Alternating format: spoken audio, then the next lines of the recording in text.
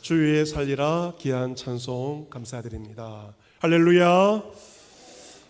하반기 2020 하반기 9월 첫 주일입니다. 안개와 같은 우리의 인생, 태풍이 찾아오기도 하고 불확실한 우리의 인생입니다. 그러나 오직 만물의 창조자이신 그 예수 그리스도는 충만하십니다. 나의 길을 나도 모르고 어쩌면 부족한 우리의 인생이지만 충만하신 그 은혜 가운데 하반기 힘차게 달려가서 풍성한 이 가을 될 수 있는 여러분과 여러분의 가정 되시기를 구주 예수 그리스도의 이름으로 축복합니다. 아멘. 우리 시간 밝은 표정으로 인사하겠습니다. 첫 번째 인사 말은 사랑합니다. 축복합니다. 인사하겠습니다. 사랑합니다. 축복합니다. 우리 한 번 더 인사하실 때 풍성한 이 가을 되세요. 인사하겠습니다. 풍성한 이 가을 되십시오. 우리는 지난 한 주간 가을을 시작하며 가을 특별 새벽 기도회로 새벽을 믿음과 기도로 시작하였습니다. 또 교회에서 영상을 통하여서 함께 참여했습니다. 주제는 그의 충만한 은혜를 받으라 였습니다. 요한복음 1장 1절부터 18절까지 요한복음의 서론에 있는 말씀을 묵상하고 하반기 기도의 제목으로 삼게 되었습니다. 태초에 대해서 성경 두 가지가 증언하죠. 창세기와 요한복음이 태초에 대해서 우주의 근원에 대해서 증거를 합니다. 요한복음 1장 1절은 태초에 말씀이 계시니라, 태초에 말씀이 계시니라로 요한복음은 시작됩니다. 그 영원한 말씀 육신이 되어 우리 가운데 거하시게 되었습니다. 바로 예수 그리스도입니다. 말씀이 육신이 되어 우리 가운데 거하신 분이 바로 우주의 근원이시며 창조자이신 구원자이신 예수 그리스도입니다. 그를 영접하는 자, 그 이름을 믿는 자들은 하나님의 자녀의 권세를 누리게 됩니다. 이것은 혈통과 육정과 사람의 뜻으로 나지 않냐고 오직 하나님께로부터 난 자들입니다. 따라서 하나님께로부터 난 자들, 하나님께 택함을 받은 자들은 말씀을 통하여 예수 그리스도를 믿게 되고 예수님을 영접함으로 하나님의 자녀가 됩니다. 한국교회 역사가 이 점에 대해서 구체적으로 증거하고 있습니다. 여러분, 우리나라의 조선시대 선교사님들이 이 땅을 찾아오기 전에도 말씀의 놀라운 역사가 있었음을 한국교회 역사가 증거하고 있습니다. 최초의 선교사 영국의 토마스 선교사님께서 성경을 가지고 평양 땅으로 찾아오셨지만 안타깝게도 순교의 제물이 되고 말았습니다. 그로부터 8년이 지난 후에 만주에서 활동하던 스코틀랜드 연합 장로교회 선교사 로스 선교사님이 중국에 있던 고려문을 방문하게 되었습니다. 이 고려문이란 지금 중국 심양에 있는 봉황성 근처에 있는 조그만 마을에 고려문이 있었습니다. 이 고려문은 조선의 상인과 중국의 상인들이 만나서 무역하던 장사를 하던 곳이 고려문이었습니다. 로스 선교사님은 이곳에 있는 조선 상인들에게 복음을 전하고 그리고 전도를 하게 되었습니다. 하지만 고려문에 찾아온 조선의 상인들은 선교사님이 전하는 복음에 관심이 없었습니다. 그가 입고 있는 양복 서양 문물에만 관심이 있었습니다. 선교사님은 조선 상인들의 환심을 사기 위해서 양초 한 자루를 준비하였고 그리고 한문 성경책을 준비하여 한 자루의 양초와 한문 성경책을 나누어 주었습니다. 그리고 이 사복음서를 한글로 번역하는 일을 시작을 하였습니다. 그리고 번역이 마치게 되자 그런 번역 원고를 가지고 본국 스코틀랜드로 돌아가서 성경을 인쇄할 모금 운동을 벌이게 되었습니다. 그때 로스 선교사의 매제인 맥킨타이어 선교사가 와서 선교사의 일을 감당을 하였습니다. 그런데 바로 그때 맥킨타이어 선교사에게 어주에서 온 한 청년이 찾아오게 되었습니다. 조선에서 심양까지 찾아오게 된 것입니다. 그의 이름은 백홍준 청년이었습니다. 그는 바로 3년 전 로스 선교사가 나눠준 그 양처와 한문 성경을 가져갔던 의주 상인의 아들이었습니다. 구원에 관심이 있던 백홍준은 아버지가 가져온 한문 성경을 찬찬히 읽게 되었습니다. 백홍준은 그 성경 속에서 진리를 발견하게 되었습니다. 예수를 믿기로 마음을 먹게 되었고 그 누구도 말하지 않았지만 성경을 통하여 진리를 발견하고 마음의 결심을 한 다음에 세례를 받기 위해 압록강을 건너 그 고려문에까지 찾아오게 된 것입니다. 이 백홍준의 세례에 자극을 받은 이응찬이라는 사람이 역시 결심을 하고 세례를 받습니다. 같은 해 두 사람이 더 세례를 받게 되었습니다. 백홍준, 이응찬 그리고 두 명의 사람이 이 네 명이 한국 개신교 최초의 세례자들이었습니다. 그 후에 만주에서 한글로 번역된 인쇄된 쪽복음, 사복음이 국내에 북한과 남한에 유입이 되었습니다. 그 쪽복음을 읽은 의주의 사람들, 소래의 사람들, 서울의 사람들 100여 명이 말씀을 읽고 예수를 믿겠다, 세례를 받겠다는 의사를 밝히게 되었습니다. 선교사들이 조선 땅에 오기 이전에 하나님의 말씀을 통하여 예수를 믿겠다는 놀라운 구원의 역사가 조선 땅에 나타나게 된 것입니다.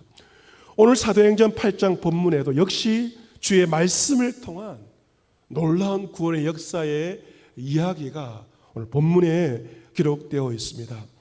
본문 사도행전 8장 6절에 보시면 주님의 사자는 성령께서 빌립 집사에게 이렇게 말합니다. 빌립은 무슨 일을 하였습니까? 사도행전 8장에 보시면 이 빌립은 사마리아 성에 가서 그리스도의 복음을 전하게 되었고 놀라운 표적이 나타나게 되었고 사마리아 성의 많은 사람들이 복음을 듣고 빌립을 통하여 예수님을 믿게 되었고 그 성에 큰 기쁨이 나타나게 되었습니다. 이제 주의 사자는 빌립에게 말하기를 일어나서 남쪽으로 향하여 예루살렘에서 가사로 내려가는 길까지 가라 라고 지시하십니다. 그 길은 광야로 되어진 험한 길이었습니다. 사마리아 성에서 복음을 전하던 빌립 집사를 이제 광야길로 주의 사자가 인도하시는 것입니다. 가서 무엇을 하라 말씀하지 않고 정확한 정보를 주지 않고 그냥 가사로 내려가는 길까지 가라고 지시를 하십니다. 빌립은 묻지도 않고 따지지도 않고 그 성령의 인도하심에 그런 순종하여 일어나서 그 길을 가게 됩니다. 그 길을 가다 보니 한 사람을 만나게 됩니다. 누구를 만나게 되는가? 만난 사람은 유대인이 아니라 이방인이었습니다. 바로 아프리카, 먼 아프리카 이디오피아에서 온 사람, 흑인이었습니다. 그런 내시였지만 여왕의 국고를 맡은, 나라의 국가를 맡은 중요한 직위에 있던 사람이었습니다. 그런 예배하기 위해 예루살렘에 왔다가 고국으로 돌아가고 있는 그러한 상황이었습니다. 하나님을 알고 예배하는 자였지만 메시아 예수님을 알지는 못하였습니다. 그런 수레를 타고 고국으로 가는 그 긴 여정 가운데 그냥 가지 않고 선지자 이사야서의 글을 읽으면서 고국으로 가고 있었습니다. 본문 29절 말씀 보시면 성령이 빌립에게 다시 말씀하십니다. 무엇을 말씀하시는가? 이 수레로 가까이 나아가라. 오늘 설교의 제목이기도 합니다. 같이 해볼까요? 이 수레로 가까이 나아가라. 이 수레로 가까이 나아가라 명령하십니다. 여러분, 그 길은 광야의 길이라고 되어 있지 않습니까? 험한 길입니다. 그 광야의 길에서 초면의 사람에게 접근을 하는 것은 쉬운 일이 아닙니다. 그가 누구인지 잘 모르는데 초면의 사람에게 광야에서 접근을 하는 것은 참 쉬운 일이 아닙니다. 하지만 빌립은 다시 한번 성령의 음성에 순종을 합니다. 빌립이 달려가서 수레에 가보니 그런 선지자 이사야의 글을 읽는 것을 듣게 되었습니다. 그가 그 내시에게 말합니다. 당신은 읽는 것을 깨닫느냐? 읽고 있지만 깨닫느냐? 라고 질문을 합니다. 내시가 답을 합니다. 지도해 주는 사람이 없으니 어찌 깨달을 수 있느냐? 라고 답을 합니다. 여러분, 이 성경은 혼자 깨닫기가 여간 어려운 것이 아닙니다. 누군가 지도해 주는 사람이 있을 때 그 성경을 바르게 깨달을 수가 있습니다. 혼자의 힘으로 한계가 있는 것입니다. 여러분, 우리가 평생 성경을 대하지만 성경만큼 쉬운 책도 없고 성경만큼 어려운 책도 없습니다. 저도 50년 가까이 신앙생활을 하였습니다. 지금껏 목회하면서 많은 설교를 하였지만 설교를 하는 것만큼 어려운 일이 없습니다. 그래서 설교를 준비할 때마다 초심으로 돌아가서 성경을 연구한 저명한 학자들의 책을 읽고 도움을 받고 설교 준비를 하고 있습니다. 이 성경이란 지도해주는 누군가의 도움을 통하여서 성경을 깨달을 수가 있는 것이죠. 그 관리가 빌립을 청하여 수레에 올라 같이 앉으라라고 이야기를 합니다. 수레에 올라가 보니 그가 읽는 성경 구절이 무엇인지를 알게 되었습니다. 본문 32절에 내시가 읽었던 성경 구절이 나와 있죠. 그 도살자에게로 가는 양과 같이 끌려갔고 털 깎는 자 앞에 있는 어린 양이 조용함과 같이 그의 입을 열지 아니하였던, 이 말씀은 이사야서 53장에 있는 고난받는 메시아에 관한 말씀입니다. 성경은 예수님을, 그 메시아를 고난받아 죽는 양의 비유를 하고 있습니다. 몽골에 가게 되면, 몽골 단기 선교를 가게 되면 양을, 이 가축들을 많이 보게 되는데 양을 많이 보게 됩니다. 2015년 우리 교회가 첫 몽골 단기 선교를 갔을 때 선교사님께서 우리 팀원들에게 양을 잡는 광경을 보라고 안내해 주셨습니다.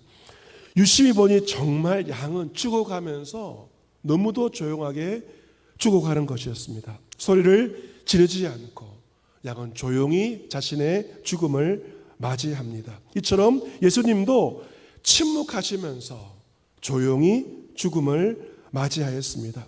33절, 그 굴욕을 당했을 때 공정한 재판도 받지 못하였으니 누가 그의 세대를 말하리요? 그의 생명이 땅에서 빼앗김이로다 하였거늘. 예수님은 공정한 재판도 받지 못하고 불법적으로 그 신문을 당하셨습니다. 누가 그의 세대를 말하리요? 무슨 말이냐면 자식도 없이 죽음을 맞이한다. 예수님 자식도 없이 자신의 죽음을 맞이하였습니다.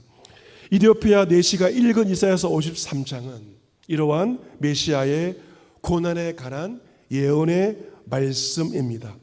이제 그 내시가 빌립에게 질문합니다. 중요한 질문을 합니다. 34절에 나와 있죠.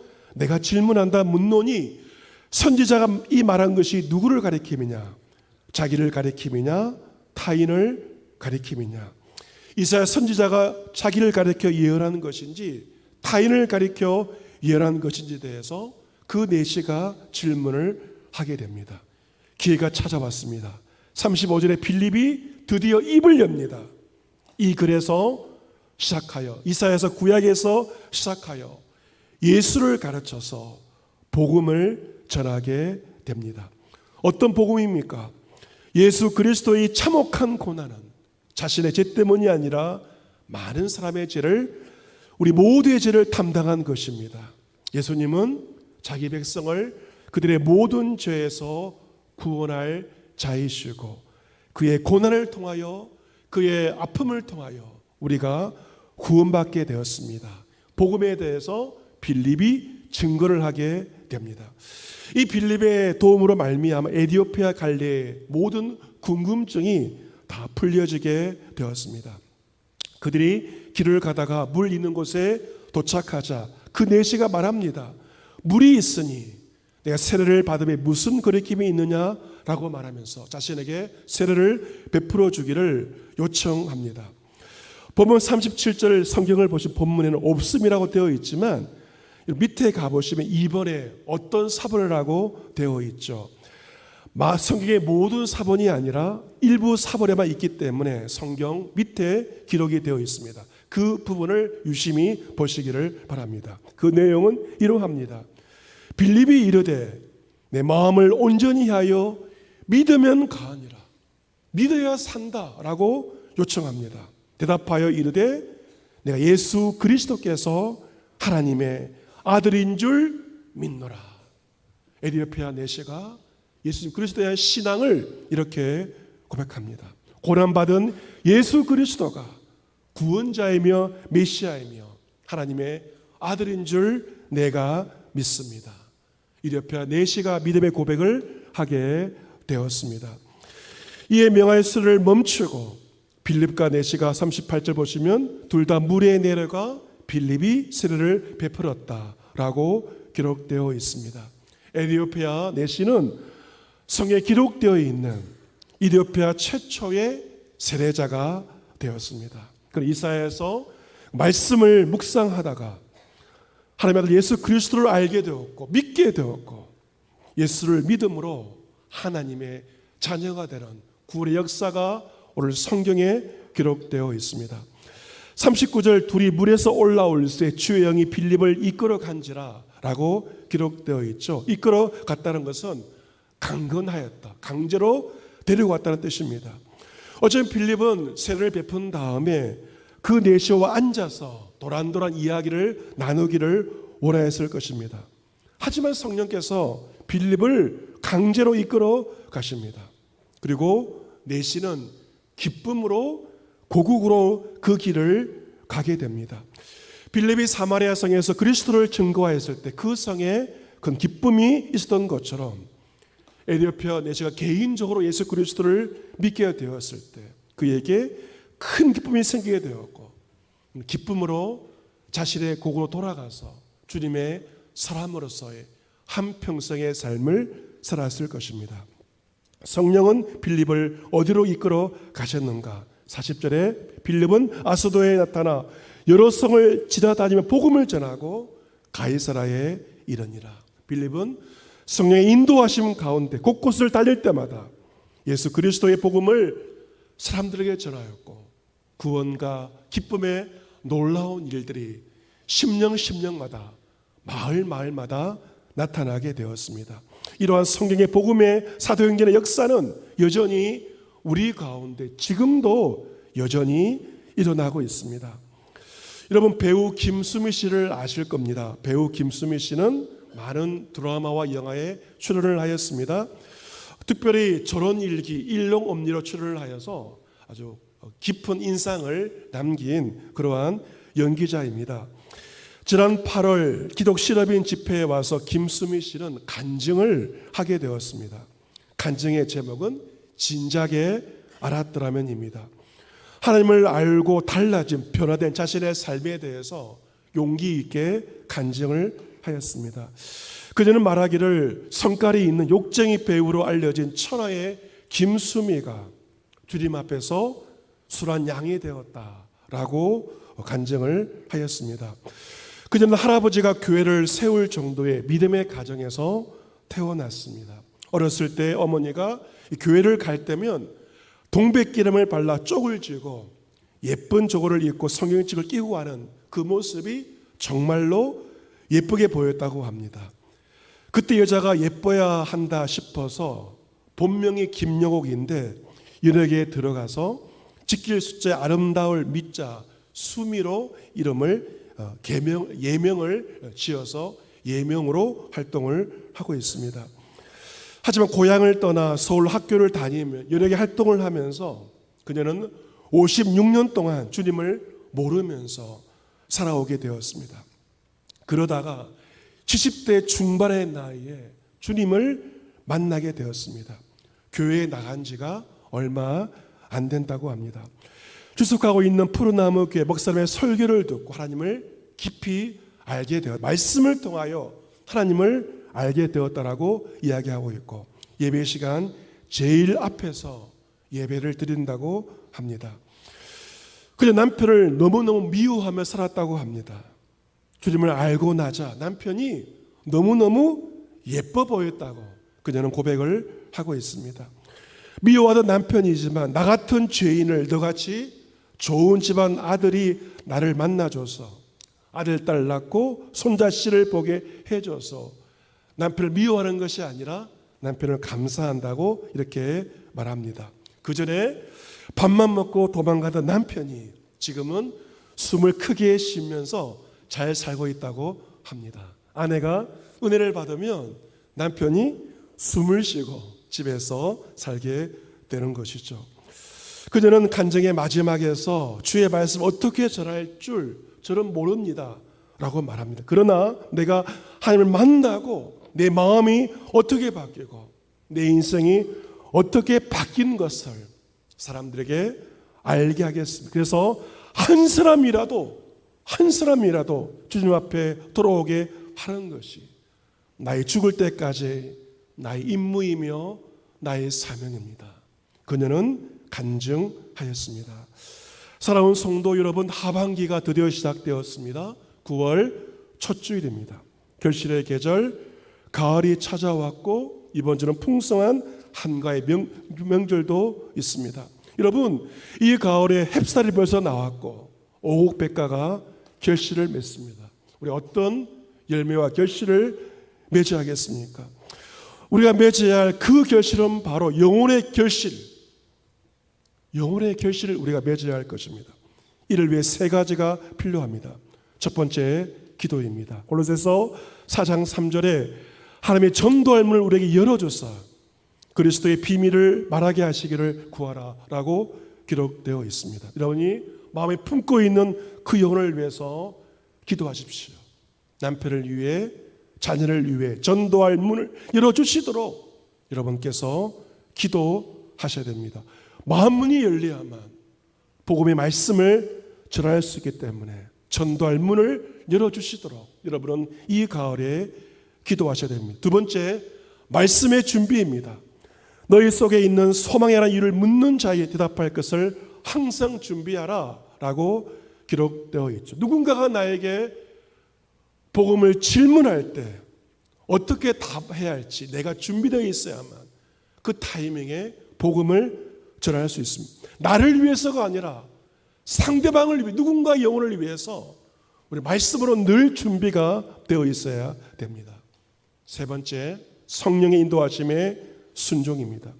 빌립이 그 광야길에서 성령의 인도하심에 철저하게 순종하여 순종을 통하여 그 내시가 예수 그리스도를 믿게 된 것처럼 우리 이끄시며 인도하시는 성령의 감동하심에 여러분이 순종하셔야 됩니다. 성령께서 이 가을 여러분에게 내가 잘 모르는 사람에게 가까이 나아가라고 말씀하실 것입니다. 다른 나라 사람에게, 흑인에게, 백인에게 가까이 나아가라고 말씀하실 것입니다.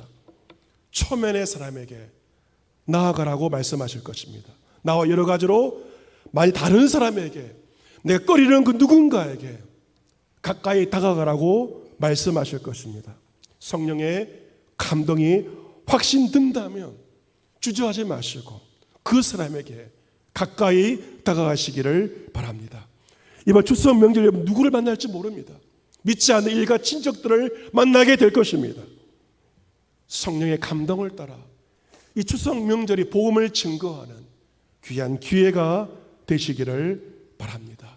기도로 준비하시고 말씀을 준비하시고 성령 인도하심에 순종할 때 우리 이 가을 누군가에게 복음을 전하고 나를 통하여 영혼이 결실되는 놀라운 역사가 일어나게 될 것입니다.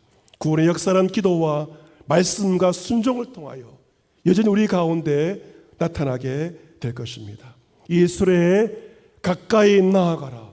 성령의 인도하심에 온전히 순종하여 예비된 귀한 영혼 하나님께 인도하여 결실의 계절 이 가을에 영혼의 결실을 맺음으로 우리 주인 되신 하나님께 영광 돌릴 수 있는 저와 여러분과 우리 교회가 될 수 있기를 주 예수 그리스도의 이름으로 축복합니다.